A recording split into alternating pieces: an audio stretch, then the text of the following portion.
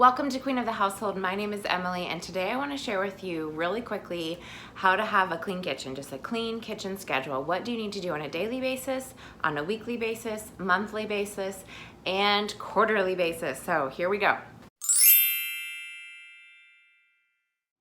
Okay, so every day, in order to have a clean kitchen, you need to start with your dishes. So you want to make sure that all of your dishes are clean every single night before you go to bed. As a stay-at-home mom, I wash dishes a little bit after breakfast, lunch, and dinner. It doesn't take me long. I mean, literally 2 to 3 minutes each time that I do them, at least for breakfast and lunch. And then supper, it might take me maybe 10 minutes just because we have a little bit more and you know, it's a little more elaborate, but I've been washing by hand lately because I just feel like it gets a better clean than the dishwasher. But you know, I've used the dishwasher in the past too. Whatever way you clean your dishes, just make sure you get them clean every single night. After doing the dishes, I like to rinse my sink out, get all the soap bubbles gone, and just make sure that it's cleaned up. The second thing that you want to do on a daily basis is clear off your countertops. So countertops are like a clutter magnet. They can collect so much stuff throughout the day, and it's just an easy place to put things instead of putting them away. So make sure that you clear off your countertops and then wipe them down. I like to use just my simple DIY spray. It's vinegar, water, and a few drops of dish soap, and I spray that on my countertops and just wipe it down. Really simple, keeps it clean. The next thing you want to do is make sure that you kind of wipe off your stove if you use your stove or your microwave, even your refrigerator if it feels like it's kind of grimy. Just do kind of a spot clean on any appliances that you've used throughout the day. And then the last thing you're gonna do every day is just sweep the floor and get up any crumbs.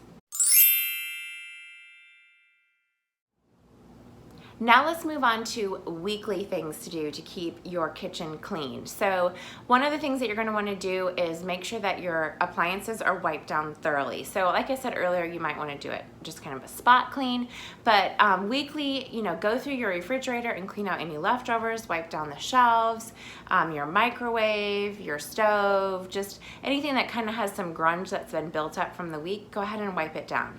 You're also going to want to clean out your sink pretty thoroughly, and along with that, your garbage disposal. I like to add a couple tablespoons of borax and then run some water and run my garbage disposal, and that just keeps it running well and cleans out any gunk that might have built up throughout the week.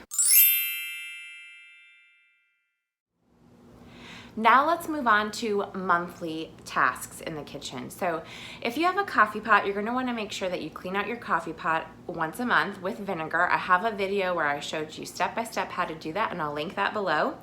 You're also gonna wanna make sure that you wash your rugs. If you have rugs in your kitchen, wipe down your garbage cans, and then wipe down your kitchen cabinets and doorknobs. And then last but not least is quarterly tasks. Now, I like to think of these in the seasons. So spring, summer, winter, and fall, this is when I try to accomplish one of these things. I don't do them all on the same day. I just kind of spread them out throughout the quarter and try and get them done at least 4 times a year. Okay, so that is cleaning out, deep cleaning your refrigerator, your stove, your dishwasher, making sure that they just, you know, you cleaned every little nook and cranny out so that there isn't a bunch of yuck building up on those. When you clean your refrigerator, you're gonna wanna make sure that you clean the top of your refrigerator. That's a place that often gets forgotten about. My husband is 6'5", and so he can see the top of the refrigerator and he will remind me if I haven't cleaned it because I don't see it and so I don't think about it, but that should be done when you deep clean your refrigerator. Also, another place that sometimes gets forgotten is the hood range on your stove. So make sure that you clean that off as well. It can get a lot of grease built up in there, especially if you fry things. So make sure you clean that. I also like to make sure that I clean behind my refrigerator and my stove at this time. You never know what you might find back there. Look what's back here. What? Easter grass and a book with dust on it. Blah. And then last, this isn't really cleaning, but it kind of goes along with it, which is decluttering. So you're going to want to go through your cupboards, your pantry, and just go through it and make sure you know what's in there and take out anything that you haven't used in a while or things that may be expired. and just get them out of the way so that they're not taking up extra space. If you would like to get a free printable for cleaning your kitchen, I have all of these tasks written out in a PDF that you can go ahead and download on my website. You do have to be a subscriber to my email list in order to get access to the printable library on my website, but it is in there and you can use it free of charge. I do also have, if you're interested, a whole house cleaning checklist. So this is every single room that you can think of in your home.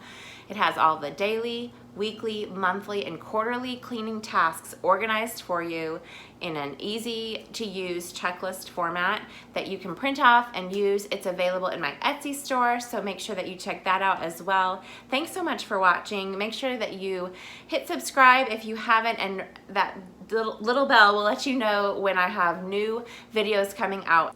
Thank you so much for your support, and I will see you